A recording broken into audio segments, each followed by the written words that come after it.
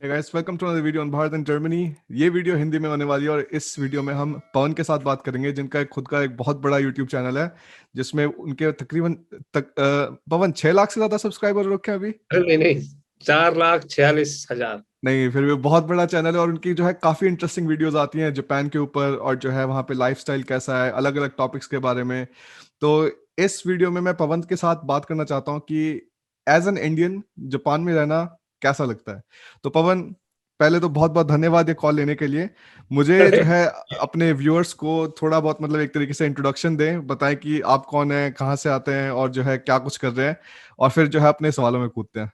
Introduction कैसा सा बताओ।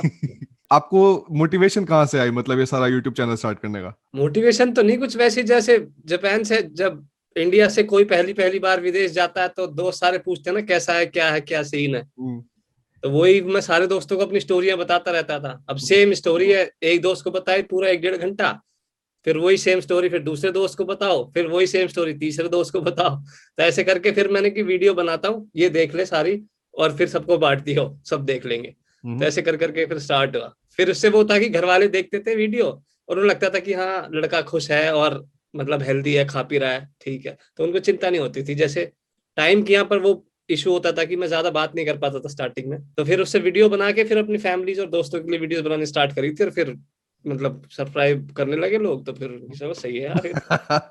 फिर चैनल इतना बड़ा हो गया। नहीं नहीं, बहुत बढ़िया। मतलब मुझे तो जो पिछली वीडियोस मैंने देखी थी, मैंने ये कोई मेरे ख्याल से पैरोडी वगैरह बनी थी इंडियंस के ऊपर, ये करी वगैरह करके, मैंने वो वाली वीडियो के क्रॉस आया था मैं, और तब मैंने देखा था, मैं कहा भाई साहब, मैं कहा ये तो यहाँ पे बढ़िया तरीके की एक लॉजिकल वीडियो बना रखी थी तुमने।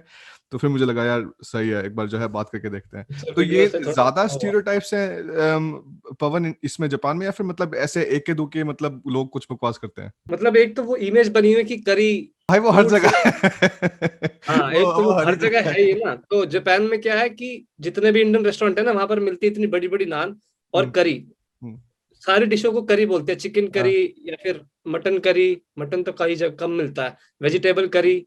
तो सारी चीजें करी है, तो फिर वो ऐसा उनकी इमेज है कि इंडियन फूड है करी और नान। इस हम्म, बोलते हैं कि इसमें डिफरेंस क्या है, अलग क्या है, सब करी तो है, सारी की सारी एक जैसी सी तो है।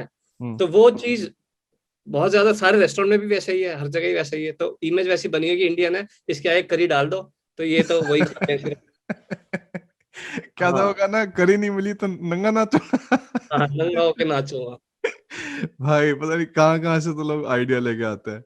पर मतलब काफी बढ़िया पॉइंट्स है कि इसके बारे में, मेरे ख्याल से वीडियो फिर मेरे ख्याल से डिलीट हो गई थी उसके बाद। हाँ, उनकी वीडियो तो डिलीट हुई या प्राइवेट करी, मतलब हटा दी वो। नहीं नहीं, मेन वो तो रीजन ऐसा था कि चलो ठीक है, स्टीरियोटाइप कर रहे हैं, बहुत ही ज्यादा करते हैं, तो उसको जिसको फेस करना पड़ता है उन्हें प्रॉब्लम होती है। हम्म। जिसको फेस ही नहीं करना तो उसे तो कोई इशू होगा ही नहीं। नहीं नहीं, बिल्कुल ये जो है थोड़ा करी वाला तो जो है मेरे को भी थोड़ा इरिटेटिंग लगता है, क्योंकि अब जर्मनी वगैरह में जाओ तो अब जैसे मेरी वाइफ जो है उसकी फैमिली मतलब ऐसे जर्मन रशियन बैकग्राउंड से है।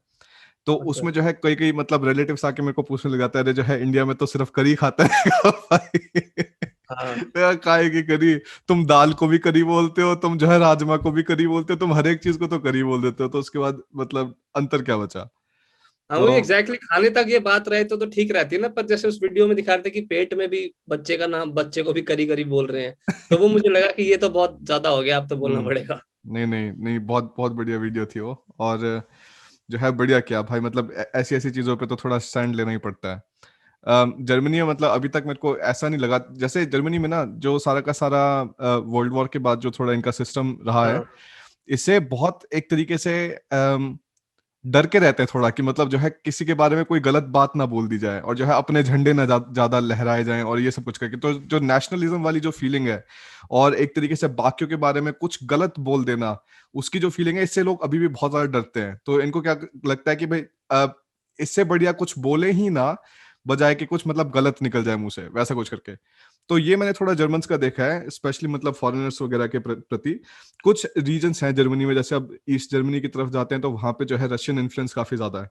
तो अच्छा। वहां पे मतलब लोग थोड़े बिल्कुल उनको फर्क नहीं पड़ता, थोड़ी दिक्कत रहती है वहां पे डिस्क्रिमिनेशन वगैरह की।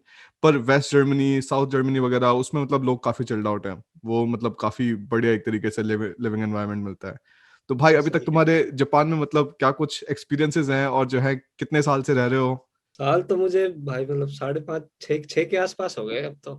6 साल बढ़िया काफी टाइम टाइम हो हो गया। गया। हाँ मतलब वही है, जवानी यही पनप रही है सारी। हाँ, एक मतलब मेन जो पीक तो एज तो वही होती है ना 20 से 30 के बीच की, उसमें एक दिमाग बदलता है और सोच बदलती है, एटीट्यूड बनता है एक आगे के लिए। तो वो तो मेरा जापान में ही बन रहा। नहीं नहीं, बहुत सही।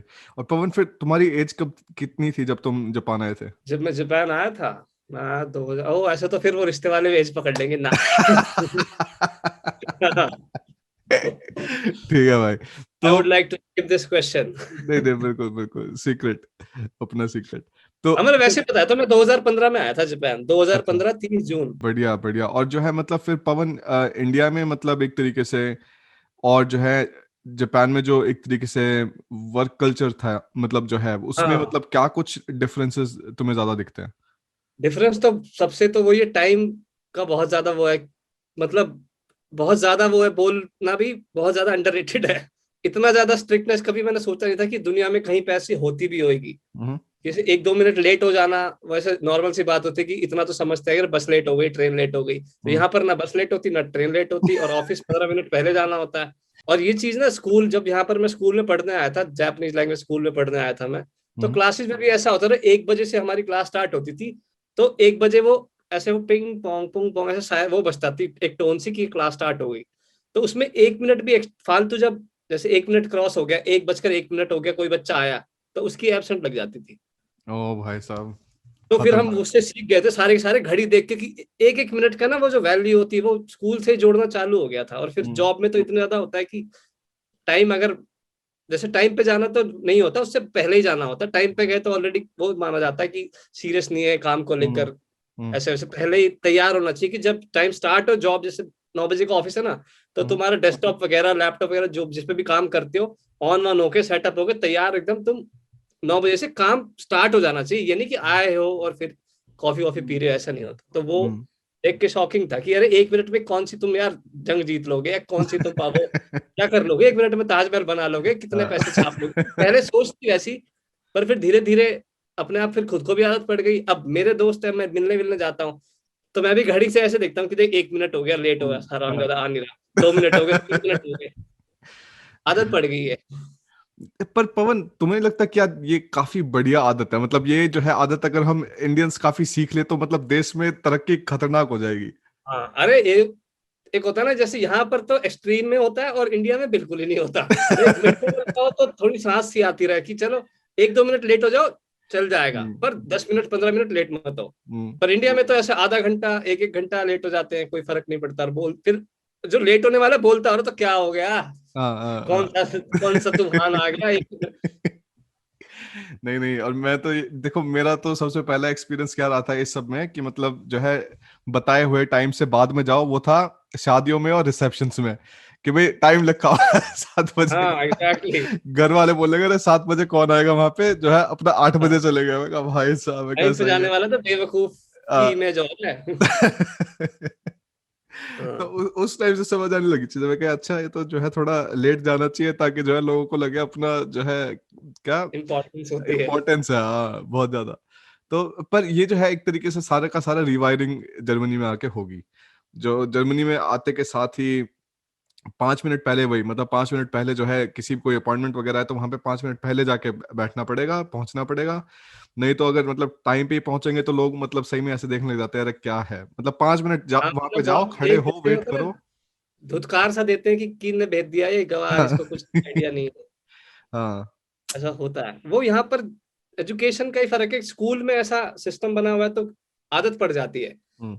अब इनको सबको आदत पड़ी है स्कूल से ही, बचपन से जो किंडरगार्टन स्कूल से टाइम सिखाते सिखाते सिखाते तो फिक्स हो जाता है। अब हमें तो स्कूल में कभी ऐसा था ही नहीं, सीधा हम्म। एकदम ऊपर से उठा के जंप मार दी एक ऐसे इस सोसाइटी में, तो एकदम से फटाफट वो बड़ा शुरू में बहुत एडजस्ट करने में पहले तो अपने आप को समझाना पड़ता है कि ये सही है और हम गलत है। पहले तो ये नहीं माना जाता कि अरे मैं कैसे गलत हो सकता हूँ, इन्हें आग लग रही है। हम्म। एटीट्यूड प्रॉब्लम शुरू में होती थी, फिर समझाओ अपने आप को कि नहीं सही तो सिस्टम देखो, ये सही तो यही है, हम्म। अपना गलत है, अपने आप को ठीक करना होगा। नहीं नहीं, ये काफी अच्छा एटीट्यूड है, क्योंकि मुझे ऐसा लगता है कि बहुत सारे अम, इंडियंस अपना बाहर जाके ना मतलब अपना कल्चर ज्यादा कभी कभी घुसेड़ने की कोशिश करते हैं। अब जैसे मैं अपना एक्सपीरियंस बताता हूँ, मैं जो है यूनिवर्सिटी में पढ़ रहा था उस टाइम पे। और हाँ। मेरा जो बैच था, क्योंकि मैं जर्मन टॉट प्रोग्राम पढ़ रहा था, एक तो मैनेजमेंट का कोर्स था मेरा, पर उसमें जो है इंग्लिश में पढ़ने के बजाय मैं जर्मन में पढ़ रहा था, क्योंकि अच्छा। वहाँ पे मतलब अपॉर्चुनिटीज वगैरह जर्मन में पढ़ो तो ज्यादा अच्छी मिल जाती है। तो मैं उस टाइम पे सारे के सारे जो मेरे कॉलीग्स वगैरह थे सारे जर्मन, तो जो है उनसे मतलब एक अलग तरीके का एनवायरनमेंट बना हुआ था, अलग तरीके की बातें होती थी। कभी कभी क्लासेस होती थी हमारी बाकी इंग्लिश स्पीकिंग मतलब जो है बैचेस के साथ। तो उसमें क्या होता था कि बहुत सारे इंडियंस होते थे, तो जो जर्मनी में अगर कोई इंग्लिश टॉट मास्टर्स प्रोग्राम है, बैचलर्स प्रोग्राम, उसमें मतलब ऐसे 60-70% इंडियंस ही मिलेंगे तुम्हें। तो अच्छा। उसमें क्या होता था, जब भी कोई बैच साथ में होगा तो भाई बच्चे आ रहे हैं अपना मतलब आराम से 15 मिनट लेट, 20 मिनट लेट, और मैं वहां पे एक इकलौता बुरा आदमी बैठ के मैं मैं अपना माथा पकड़ रहा हूँ यहाँ पे। मैं कहा यार इन्होंने तो बेइज्जती करवा रखी है बिल्कुल दबा के। तो ये चीजें मतलब मेरे को ज्यादा बढ़िया नहीं लगी। और मतलब ये सही है कि अगर यार किसी और के देश में जा रहे हो तो उनका कल्चर जो है थोड़ा अपना रिस्पेक्ट वगैरह करो, देख लो क्या कुछ नॉर्म्स हैं, और जो है हाँ अच्छी चीजें सीख लो कम से कम। हाँ, वही ना, ब्लाइंडली फॉलो नहीं कर सकते तो एटलीस्ट अच्छी चीजें तो सीखो हाँ। जो तुम्हारे खुद के फायदे में आ रही, वो तो सीखनी चाहिए। नहीं तो फिर फायदा क्या हुआ अपने मतलब दूसरी कंट्री जाके वही काम करना है, तो फिर इससे अच्छा तो घर में ही ठीक थे भाई। नहीं नहीं बिल्कुल। मुझे लगता है देख, अब जैसे जापान हो गया, जर्मनी वगैरह हो गया, बाकी जो देश हो गए इसमें जो नॉर्मल लैंग्वेज इंग्लिश नहीं है, वहाँ पे हाँ एक्सपोजर फिर भी बहुत अलग मिलता है। क्योंकि अगर जो है बहुत सारे लोग सोचते हैं भाई हम तो जो है कनाडा जाएंगे और जो है यूएस हाँ जाएंगे, यूके हाँ। जाएंगे, भाई वहाँ पे सारे के सारे बाकी पंजाबियों के साथ फंस के या इंडियंस के साथ फंस के एग्जैक्टली एग्जैक्टली। ना कोई कल्चर वगैरह चेंज नहीं होता, ना कुछ चीजें सीखते। सेम वही माइंडसेट रहता है। एक जो कल्चर शॉक तो नहीं बोलेंगे, एक होता है ना कि जैसे हम अपनी फीलिंग एक्सप्रेस करते हैं, हिंदी में कर लेते हैं, इंग्लिश में कर लेते हैं, पर जबकि दूसरी लैंग्वेज में दूसरे एनवायरनमेंट जाते हैं ना, तो हम स्टार्टिंग में लैंग्वेज तो सिर्फ लिमिटेड आती है, तो अपनी सारी फीलिंग को एक वर्ड में, चार वर्ड में, या जो सेंटेंस आता है उसी में एक्सप्रेस कर पाते हैं, और वो हम्म। बहुत कम होता है। तो उससे ऐसा फीलिंग आती है जैसे मुझे आई थी कि फिर से एक बार पैदा हो रहे हैं, फिर से सारी सही चीजें बात। शुरू से शुरू हो रही हैं। भाई बहुत बढ़िया तरीके से तुमने हाँ बताई ये चीज। नहीं नहीं बिल्कुल, फॉर श्योर। मतलब एक अलग तरीके की ना पर्सनालिटी भी डेवलप होती है। क्योंकि मैंने हाँ हमेशा ये हाँ देखा कि जिस हिसाब से मैं जर्मन में मतलब एक तरीके से बात कर रहा होता ना, जर्मन मेरी अभी भी मैं काफी फ्लुएंट हूँ, मेरी नेटिव लेवल प्रोफिशिएंसी है, पर जब भी मैं एक तरीके से इंग्लिश से जर्मन में प्रोसीड हो जाता हूँ ना, मतलब ये चेंज करता हूँ अपनी लैंग्वेज, तो मेरा जो कॉन्फिडेंस लेवल है वो थोड़ा कम हो जाता है।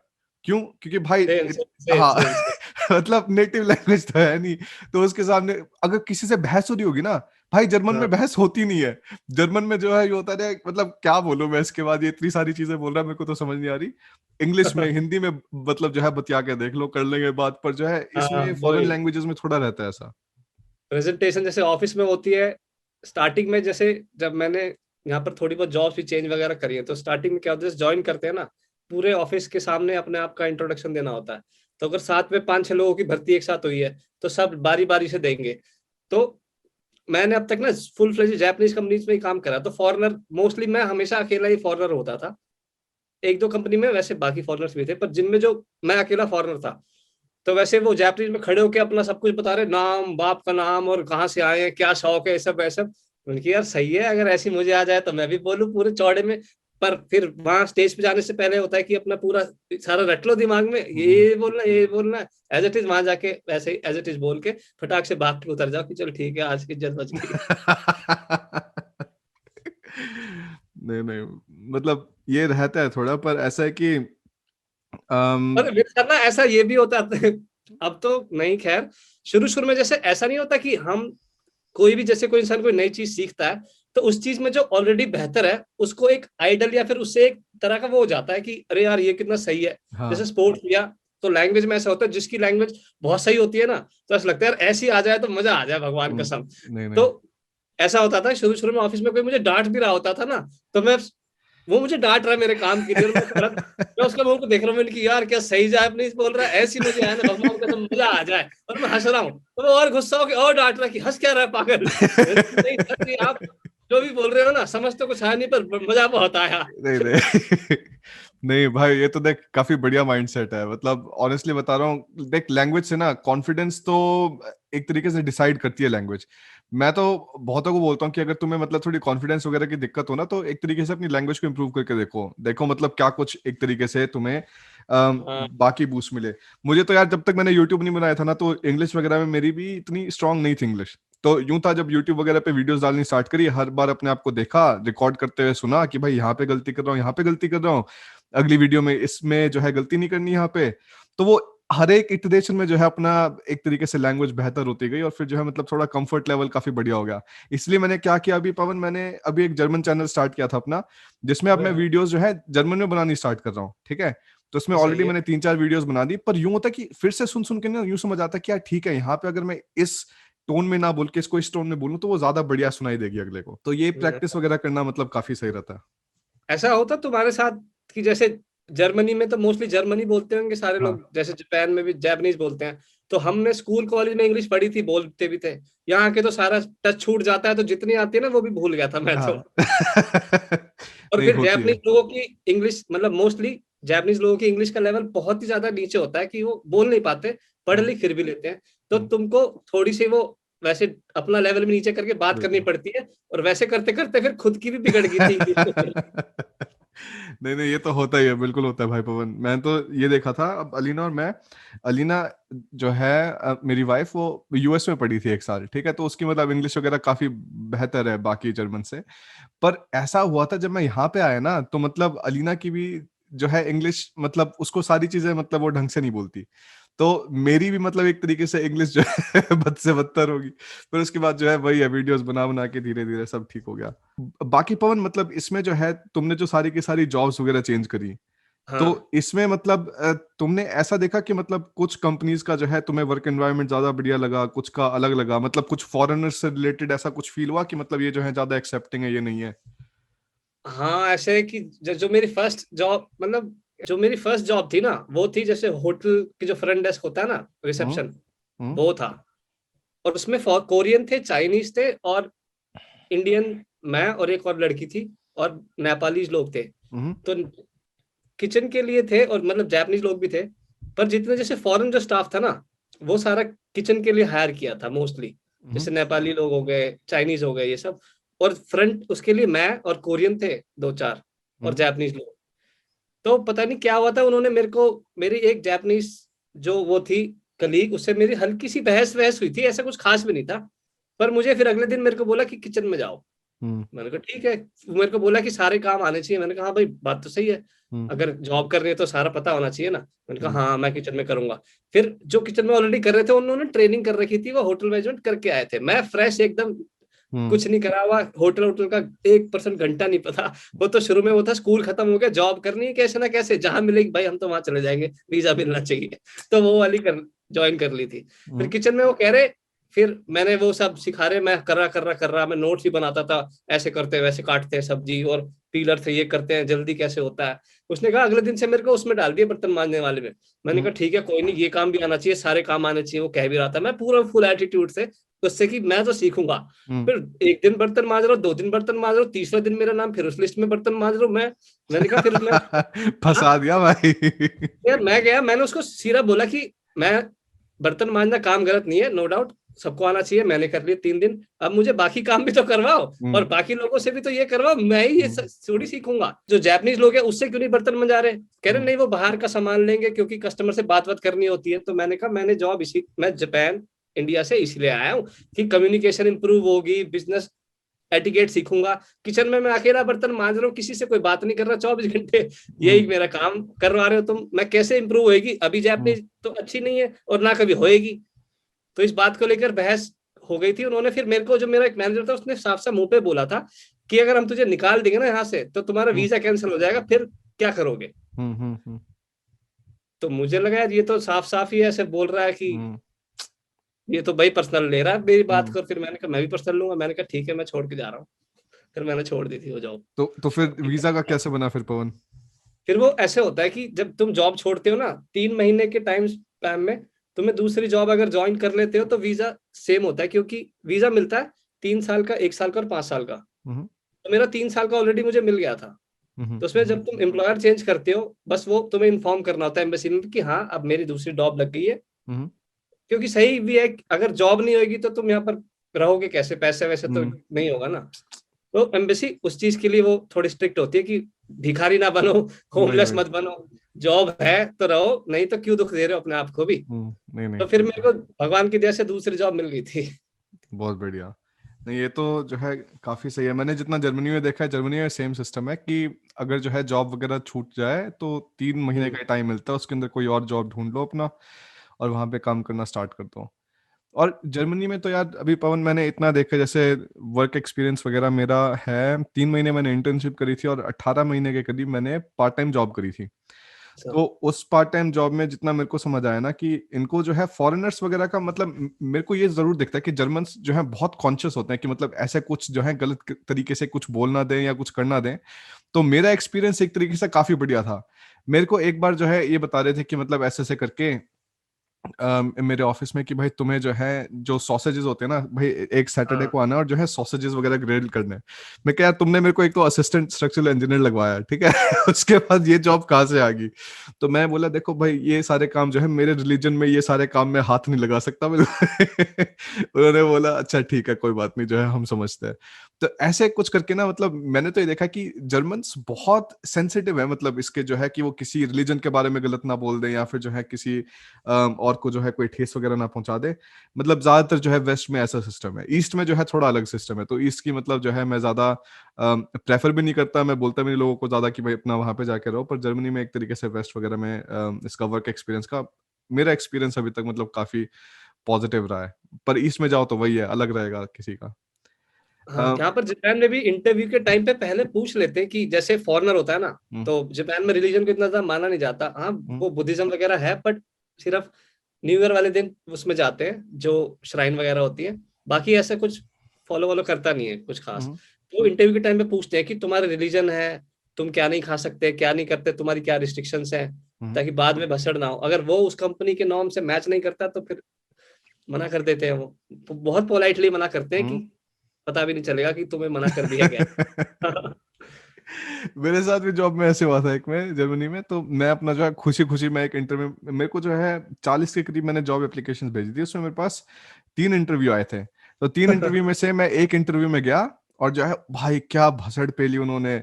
मेरे आगे जो है उन्होंने एक क्वेश्चन क्वेश्चन पेपर जो है रख दिया इंटरव्यू के टाइम हाँ। पे और कहते जो इसको सॉल्व करो। मैं जो है यार इंडियन अपना इंडिया में बैचलर्स कर रहा था अपनी सिविल इंजीनियरिंग में, ठीक है। तो भाई मतलब लोड कैसे लेना होता है और जो है ये तेरे स्टील स्ट्रक्चर्स वगैरह कैसे होते हैं, बीम का साइज क्या होता है, ये सब कुछ इंडियन सिस्टम का मेरे को पता था, जो आईएस कोड होते हैं, इंडियन स्टैंडर्ड कोड्स। मेरे को इन्होंने सारा का सारा क्वेश्चन पेपर थमा दिया मेरे को तो पता नहीं यूरो कोड्स का। तो वहां पे मैं यार 5 मिनट तो मैं उनकी शक्ल देखूं बैठ के, मतलब बहुत ही अनकंफर्टेबल एक्सपीरियंस। तो जो है वो तो मैं चलो फिर छोड़ के आ गया। मैं कहा ठीक है मेरे को ये सब कुछ तो आता नहीं, अगर तुमने ये सोचा हुआ था इस जॉब में बिना कुछ सिखाए तो मैं तो कर नहीं सकता। तो उसके बाद दूसरी जॉब में गया मैं, बहुत मतलब चिल्ड आउट जो है इंटरव्यू जो है आराम से मतलब बात करें कि इंडिया में पढ़ाई कैसी है और क्या कुछ चीज़ें यूज करते हैं यहाँ पे क्या है। तो मेरे को लगा यार बहुत बढ़िया इंटरव्यू गया है, तो ये जो है मतलब बहुत खास, इसमें कोई दिक्कत ही नहीं होगी। उस टाइम पे मेरी जर्मन बढ़िया नहीं थी। तो जो है अपना वापस आया घर और जो है इन्होंने बोला कि भाई ऐसे हम हफ्ते के अंदर अंदर लिखेंगे। तो हफ्ते के अंदर इनका ईमेल आया और जो है पता चला कि मैं तो रिजेक्ट हो गया और मैं उस जॉब के पीछे मैंने तीसरा इंटरव्यू दिया ही नहीं था, सोच के मैं कहा यार ये तो जॉब मिल ही जाएगी, तो अगली इंटरव्यू में जाने का क्या फायदा। तो ऐसा मैंने देखा है, मतलब जो पोलाइटनेस वगैरह है ना थोड़ा फॉरेनर्स को लेके, तो ये मतलब एक्सपीरियंस करने को मिलता है कभी कभी। ये काफी सही है। जर्मनी में इसको बोलते हैं आउसलैंडर बोनस, ये जो है फॉरेनर बोनस, कि अगर तुम हाँ, फॉरेनर हो तो तुम लोग जो है तुमसे मतलब अच्छे तरीके से, ज्यादा मतलब कंसिडरेट तरीके से जो है रहेंगे थोड़ा। जापान में भी होता है, उसको गाइजीन कार्ड बोलते हैं। गाइजीन होता है फॉरेनर, हम्म, जापानी में बोलते हैं। और कार्ड मतलब अपना फॉरेनर कार्ड खेल हाँ दो। हाँ हाँ पुलिस आए तो बोल दो sorry I don't speak Japanese, I don't know anything. तो फिर वो पुलिस अवॉइड करती है कि इसे क्या ही समझाएंगे, छोड़ो, जाओ जाओ जाओ। नहीं नहीं बढ़िया बढ़िया। और इसमें फिर पवन तुम्हें डायरेक्टली इंडिया से मतलब अगर किसी और को जो है जॉब वगैरह ढूंढनी हो तो मतलब क्या कुछ ऑप्शंस रहते हैं जापान में? अब वही ऑनलाइन जितने भी जैसे कंसल्टेंसी वगैरह हैं वो उन्हीं पे हम्म, ही अप्लाई कर सकते हैं। और जो होते हैं बड़ी जैसे कंपनी होती है, गूगल, amazon, ये सब। हम्म, जैसे जापान में वो amazon की वो राकुतेन भी एक है, हम्म, amazon टाइप ही है, मतलब फ्लिपकार्ट टाइप। उसमें डायरेक्टली अप्लाई करो तो जो बड़ी कंपनी होती है उनके रिक्रूटमेंट चलते रहते हैं हर हम्म, महीने के महीने में, मतलब ज्यादातर चलते रहते हैं। तो वो तुम्हें प्रॉपर बात भी करेंगे, रिज्यूम लेंगे, अगर ठीक लगा तो रिवर्ट बैक करते हैं। हम्म। तो एक तो ये बड़ी कंपनी में डायरेक्ट अप्लाई करो, या फिर वो कंसल्टेंसी वगैरह बहुत सारी है, गूगल करो तो लिस्ट आ जाएगी 50-60 की, हम्म। सबको डालो रिज्यूम, दबा दब दबा दब, हम्म। यही कर सकते हैं। नहीं नहीं, बहुत मतलब वो बढ़िया। जैसे कहते हैं ना, वो टिपिकल अपना एफर्ट लगाना, अपना टाइम देना, वो करना पड़ेगा। हम्म। ये हर जगह है, मतलब या तो फिर बहुत लोगों आईआईटी को। जाओ, आईआईटी तो खुद ही उठा लेते हैं जापानीज कंपनियों हाँ। में। नहीं, आईआईटी एनआईटी का मतलब इतना थोड़ा रहता है कि मतलब चांसेस ज्यादा हैं कि बाकी देशों के रिक्रूटर्स को पता होगा कि मतलब ठीक है आईआईटी वगैरह क्या सिस्टम है। जर्मनी में इतना ज्यादा नहीं है। जर्मनी में मतलब अभी तक मैंने देखी सिर्फ एक यूनिवर्सिटी है जो अलग से पूछता है कि अगर तुम आईआईटी या एनआईटी से हो, सिर्फ एक यूनिवर्सिटी। अच्छा। बाकी सब में जो है फर्क पड़ता ही नहीं। मैंने देखा कि जो इंडिया में जो प्राइवेट यूनिवर्सिटी के जो बच्चे पढ़ रखे होते हैं ना, उनको कभी कभी ये ज्यादा बढ़िया मतलब प्लेस दे देते हैं आईआईटी के बजाय, क्योंकि उनको एक तरीके से ज्यादा सिस्टम पता नहीं है सबका। तो उनको क्या है कि ठीक है भाई, इसके जो है बैचलर्स में इसका परसेंटेज आई है 98%, और जो है अच्छा। आईआईटी वाले के ये 60%। तो आईआईटी वाला नालायक है, और जो है प्राइवेट वाले को बिठाओ अंदर। पर ओ, इतना। आईआईटी वाले का खून खोलता होगा। नहीं देख भाई, पर आईआईटी वालों को भी ऐसा होता है कि उनको एंटाइटलमेंट बहुत ज्यादा होती है। मतलब अगर तुम आईआईटी में चले गए तो तुम भगवान हो गए इंडियन सोसाइटी में, और तुम आईआईटी में नहीं गए तो मतलब तुम्हारी कोई वैल्यू ही नहीं है, तुम भाड़ में जाओ, कोई नहीं पूछता तुम्हें। तो मेरे को उस चीज का थोड़ी जो है सुकून लगता है यहाँ पे आके, कि मतलब इनको जो है फर्क नहीं पड़ता कि भाई तुम कौन से यूनिवर्सिटी से तुमने पढ़ रखी है पहले, मतलब पढ़ाई वगैरह कर रखी है। और ये मतलब मेरे को चीज यहाँ पे काफी पॉजिटिव लगती है उस हिसाब से। हाँ, ऐसा जापान में भी है इतना ज्यादा। मतलब ऑब्वियसली जैसे जो फेमस है, अब जैसे वो बोलते हैं कि तुम इंडिया में कहाँ से हो, बोलोगे दिल्ली से, और तुम्हारी यूनिवर्सिटी दिल्ली यूनिवर्सिटी है, तो स्टेट यूनिवर्सिटी तो शायद सब जगह वो होती है ना फेमस सी। हम्म। अगर वो नहीं भी है तो भी चल जाता है कि हाँ यूनिवर्सिटी पास आउट है, तो एक स्टैंडर्ड होता है कि जापान में जितने भी यूनिवर्सिटीज है ना, सबका स्टैंडर्ड अच्छा है। तो मतलब वो अच्छा पढ़ा लिखा ही इंसान होगा, प्रॉपर क्लासेस ही गया होगा, 90% अटेंडेंस है तो एक्चुअल है। हम्म। इंडिया में तो प्रॉक्सी वगैरह भी लग जाती है ना, तो वो सारी चीजें क्या होती नहीं है, तो समझते हैं कि सारी यूनिवर्सिटी का लेवल वैसा ही होगा। हम्म। तो जो 90% या 70% लेके आया है, तो वो ये जनरली पढ़ के ही लेके आया होगा, क्योंकि चीटिंग यहाँ पर होती नहीं है, हम्म। बहुत ही ज्यादा कम। हम्म। टीचर भी ऐसे होते हैं कि पता है कोई चीटिंग करेगा ही नहीं, तो इतना ध्यान नहीं देते। तो हम्म। चीटिंग जैसे करनी आती है तो वो आसानी से कर सकता है, क्योंकि हम्म। टीचर इतना ध्यान नहीं देते। उन्हें पता नहीं है कि वो होता है ना, जैसी जो प्रॉब्लम आती है तो उसको जो सॉल्व करता है फिर वो सीखता जाता है। हमारे वहाँ के हम्म। टीचरों को पता है कि कैसे कैसे ये हाँ। हरामजादे चीटिंग करते हैं, तो उन्हें पकड़ना भी आता है। तो यहाँ पर इतना ज्यादा है नहीं, तो जो चीटिंग करता है बच्चे खूब कर लेते हैं, इंडियन बच्चे यहाँ पर चीटिंग वीटिंग यूनिवर्सिटी में और वैसे एग्जाम और। नहीं, मेरे को याद है अपनी यूनिवर्सिटी में हम एक बार एक इन्विजिलेटर एक स्टूडेंट के पीछे पीछे टॉयलेट तक घुस गया था, और वहां पे जाके उसने देखा ये जो है पर्चियां रखे हुए थे इतनी सारी दबा के। तो ये तो मतलब है, इंडिया में तो खैर सबको पता है कि मतलब चलते हैं काम। पर जर्मनी वगैरह में भी ना, खैर जर्मनी में जो है ये करते हैं जो है, जब एग्जाम में बैठते हैं तो 2 सीट छोड़ के मतलब ऐसे ऐसे करके बिठाते हैं। और जो है मतलब वो नजर रखते हैं थोड़ी कि मतलब जो है एक दूसरे से जो है मतलब चेप ना रहे हो थोड़ा। तो खैर जर्मनी में इतना नहीं है। जर्मनी में थोड़ा है कल्चर जो है एक दूसरे की मतलब आंसर शीट में देखने वगैरह का। वो और होगा, पर वैसा पर्ची सिस्टम नहीं होगा शायद, ना पर्ची ना सिस्टम भाई, में नहीं है। ये तो पूरे डरते हैं मतलब इन सारे कामों से कि मतलब जो है ऐसा कुछ हो गया तो सीधा एग्जाम में फेल। और जर्मनी में सिस्टम क्या है कि अगर तुम एग्जाम में किसी एक एग्जाम में अगर 3 बार फेल हो गए, ओ, तो तुम कभी भी उस प्रोग्राम को फिर से किसी भी जर्मन यूनिवर्सिटी में पढ़ नहीं सकते, तो तुम मतलब बैन ओके। हो जाओगे एक तरीके से। तो अरे इसलिए जो वाह। है लोग मतलब बहुत ध्यान से मतलब एक तरीके से यूनिवर्सिटी वगैरह का थोड़ा काम करते हैं। यूं है कि ठीक है थोड़े बहुत टेस्ट वगैरह हो गए, इधर उधर देख लिया, ठीक है, पर ज्यादातर मतलब जो है वही स्ट्रिक्ट सा रहता है थोड़ा सिस्टम। और इसमें फेल थोड़ा। हो हाँ। जाएंगे तो फिर तो ऐसे तो बड़ा दिल टूट जाएगा कि 3 बार अगर जेन्युइनली पढ़ के अगर कोई फेल हो जाए नहीं, मैं तो। फेल हुआ था। मैं जो है मेरी मास्टर्स में मेरा अकाउंटिंग का सब्जेक्ट था। और अब मेरा प्रॉब्लम क्या थी मास्टर्स की, सारे के सारे जो है सब्जेक्ट्स जो है जर्मन में है, ठीक है। तो अकाउंटिंग में जो है ऑलरेडी जो है ट्रेड लॉज आते हैं, जो है इनकम टैक्स लॉज, और जो है मतलब बैलेंस शीट वगैरह कैसे कुछ करने, सब कुछ जर्मन में। यार पहले ही मतलब आधी चीजें समझ नहीं आ रही, उसके बाद जो है अकाउंटिंग और फेल दो उसके ऊपर। तो मैं पहली अटेम्प्ट में फेल हुआ था। तो फिर जो है मैं कहा यार अगर दूसरे अटेम्प्ट में भी फेल हो गया ना तब तो बहुत दिक्कत हो जाएगी, क्योंकि फिर तीसरा अटेम्प्ट बचा, तीसरे में फेल हो गया फिर तो खत्म, मतलब जिंदगी क्या बचा उसमें। तो दूसरे अटेम्प्ट में चलो मतलब फिर भी ठीक ठाक निकल गया। और जो है फेल होने के बाद यूं होता है कि मतलब प्रोफेसर्स वगैरह एक तरीके से थोड़ा ज्यादा सपोर्ट करते हैं, वो बोलते हैं कि ठीक है मतलब तुम्हें और कुछ चीजें चाहिए या और कुछ मतलब जो है सपोर्ट वगैरह चाहिए तो हमें बता दो, हमसे पूछ लेना, ये सब कुछ करके। और पवन अभी जो है इसमें सैलरीज वगैरह कितने की रहती हैं अगर जापान में जापान वगैरह में पढ़े तो? मिनिमम जो सैलरी है ना वो है जो हाचीमान 1,80,000 येन, हम्म मतलब $1,800, US डॉलर 1,800 मिनिमम, जो सब हम्म जगह ऑल ओवर जापान है मोस्टली। हम्म पर गांव साइड जैसे जो एक बिल्कुल ही वैसा वो है ना सबब एरिया, उसमें 1,70 के आसपास, मतलब $1,700 मिनिमम, इससे कम नहीं मिलते फुल टाइम जॉब में। बढ़िया बढ़िया। और इसमें अब लिविंग कॉस्ट वगैरह तुम्हारी कितनी रहती है, मतलब कितना की रेंट में जाता है, खाने में, ये सब कुछ? $1,000 तो जाते जाते हैं, मतलब खाने पीने में और रेंट में। रेंट $400 से लेकर $600 US डॉलर हम्म तक रेंट होता है। $100 फोन का बिल, और क्या खाने पीने में, घर पे खाना बनाओ तो थोड़ा वो होता है, कम पड़ते हैं पैसे, मतलब हम्म 300, 350, $400 के आसपास महीने के खाने का, राशन का, वाशन का इतना आ जाता है। तो हम्म। हाँ, $10,000 लग जाते हैं, मतलब US डॉलर। तो तो जब है इसमें मतलब वैसे रहो ना एकदम, मतलब भीज के, कोई खर्चा वर्चा नहीं कर रहे, और घर से सीधा काम पे गए, वापस आए, घर पे खाना दाल चावल बनाया, चुप खा के चुप लौट गए घर पे, फोन का बिल ढंग से भर रखा है, तो इंटरनेट अच्छा है, तो वीडियो कॉल घर पे कर ली, बात दोस्तों से कर ली, और घर जाके सो गए।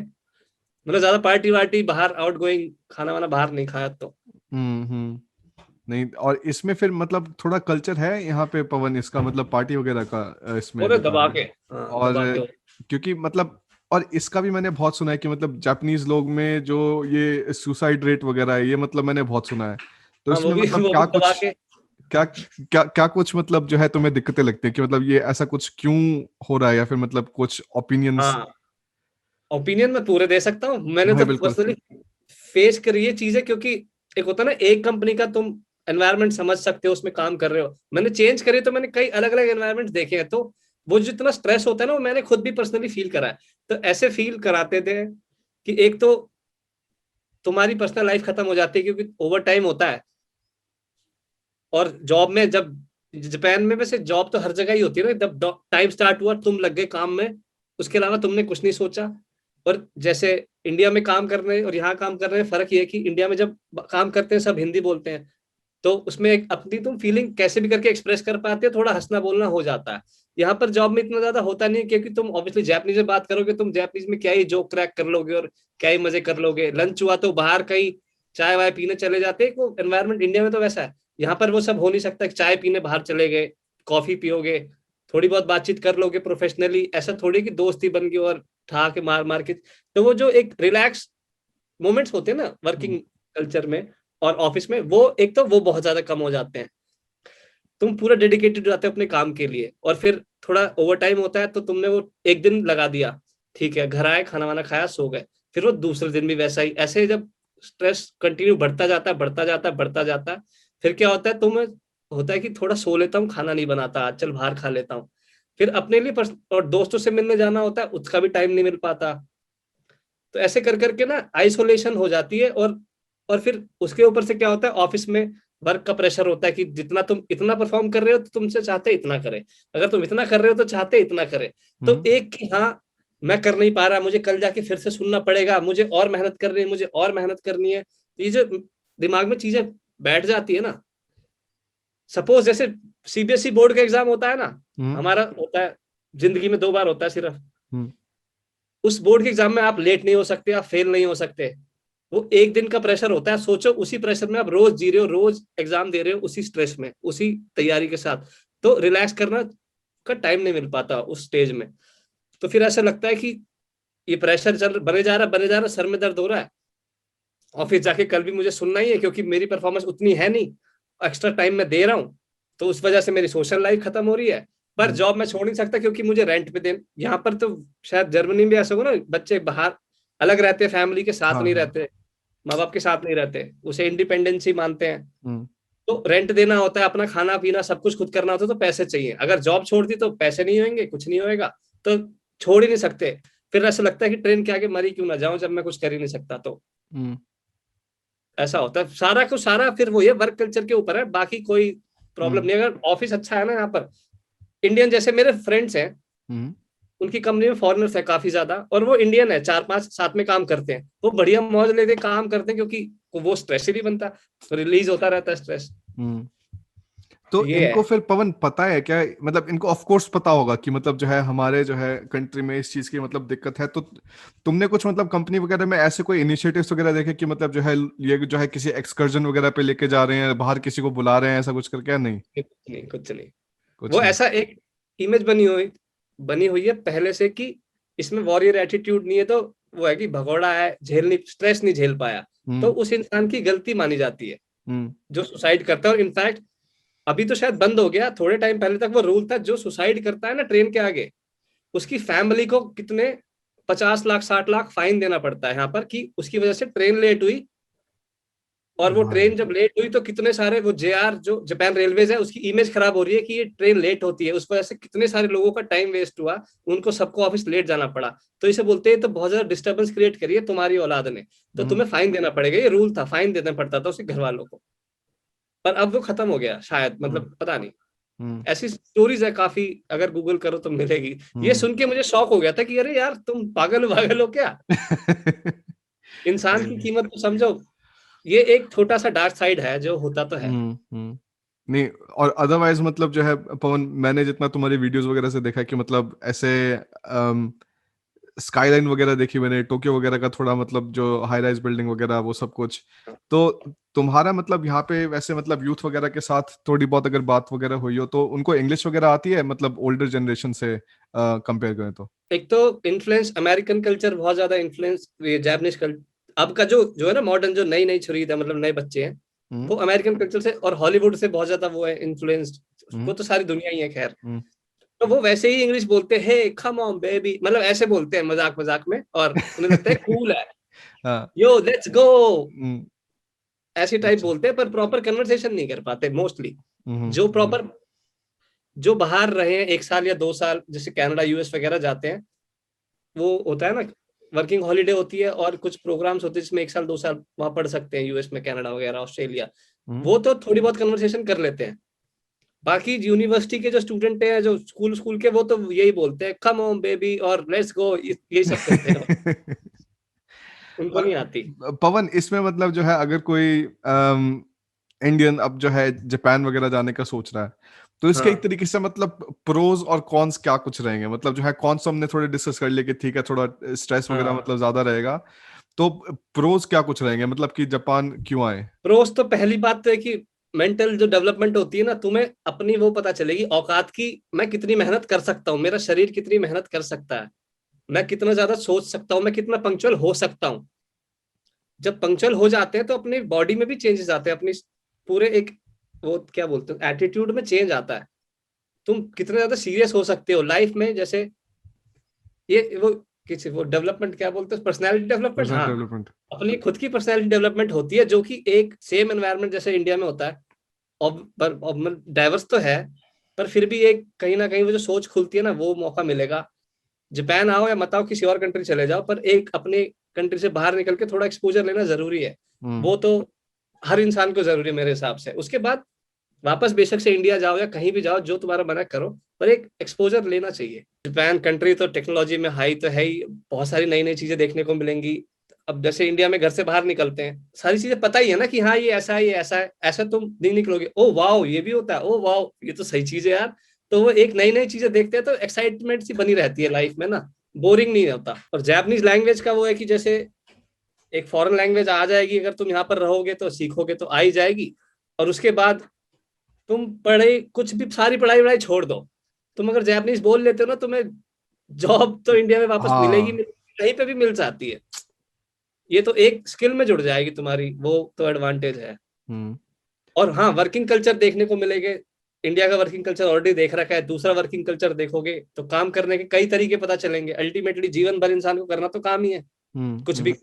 करेगा तो करे, काम तो करेगा ही करेगा ना। तो हम्म। काम करने का सही तरीका पता चल जाएगा कि ये तरीका सही है, ये तरीका गलत है, इससे रिजल्ट आता है, इससे रिजल्ट नहीं आता, इससे टाइम वेस्ट होता है, इससे टाइम वेस्ट नहीं होता। अपनी लाइफ के आगे तक जो जर्नी जीनी है, 60-70 साल तक जो काम करना है, उसका सही तरीका आ जाएगा, वो सबसे ज्यादा इंपॉर्टेंट है।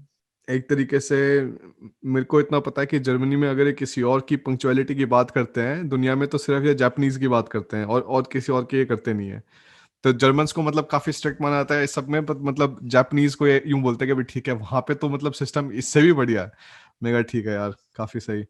और इसमें पवन, अगर जो है मतलब एक तरीके से रैप अप करते हुए, जो तुम्हारी क्या हाँ, कुछ मतलब एडवाइस होगी, मतलब किसी को अगर जो जापान आने का सोच रहा है, कि भाई किस किस चीजों का जो है एक तरीके से ध्यान रखना, कहाँ कहाँ दिक्कतें आ सकती हैं। पहली बात कि ये माइंड में सेट करके रखो कि जब लाइफ में कुछ नई चीज करने जाते हैं ना, चाहे कहीं भी रह के करो, प्रॉब्लम्स तो आएगी।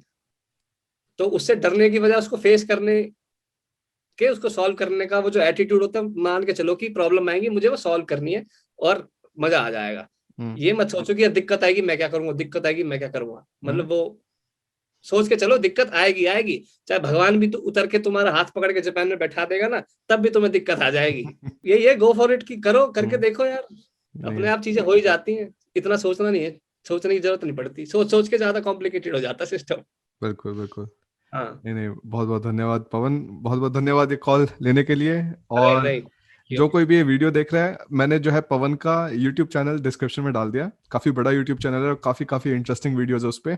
और मैं कुछ अपनी फेवरेट यूट्यूब वीडियोस भी डिस्क्रिप्शन में ऑलरेडी डाल दूंगा, ताकि आप लोग वो जो है चेकआउट कर सको। बहुत बहुत धन्यवाद ये वीडियो देखने के लिए, और फिर मैं फिर से मिलूंगा। बाय।